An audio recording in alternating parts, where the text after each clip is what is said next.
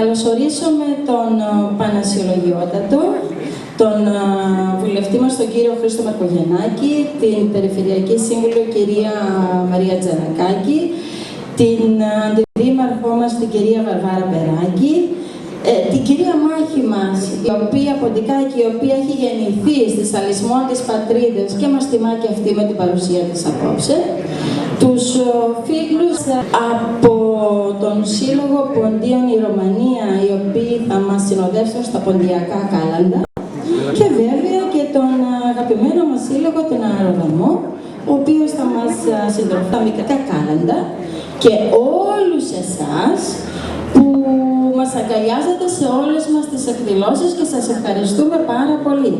Έχουμε κοντά μας και τον κύριο Μιχελογιάννη βέβαια, ο οποίος έχει διατελέσει και βουλευτής και πολλά άλλα.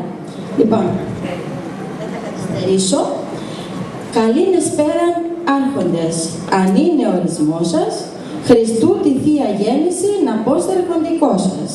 Χριστούγεννα στην καθημάς Ανατολή, όπως τα περιγράφει ο αγαπημένος, ο δικός μας Φώτης Κόντογλου.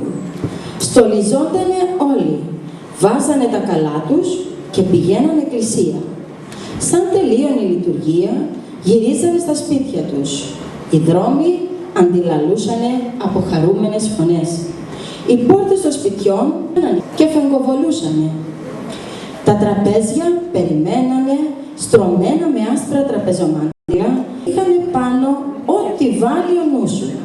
Φτωχοί και πλούσιοι τρώγανε πλουσιοπάροχα, γιατί οι αρχόντοι στέλνε από όλα στους φτωχούς. Και αντί να τραγουδήσουνε,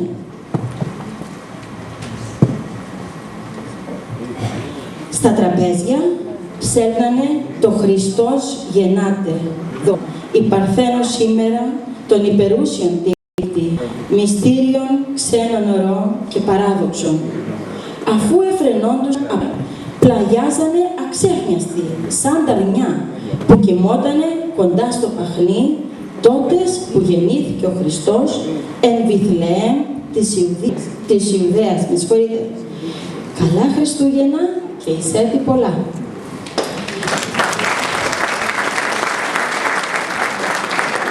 Να σας ευχαριστήσουμε πάρα πολύ και ιδιαίτερα θα ήθελα να ευχαριστήσω την χωράρχη μας, την κυρία Γεωργία Ρακοπούλου, η οποία είναι πάντα δίπλα μας και αφιλοκερδώς προσφέρει τις υπηρεσίες της, καθώς και όλα τα μέλη της χοροδίας μας και τους μουσικούς μας.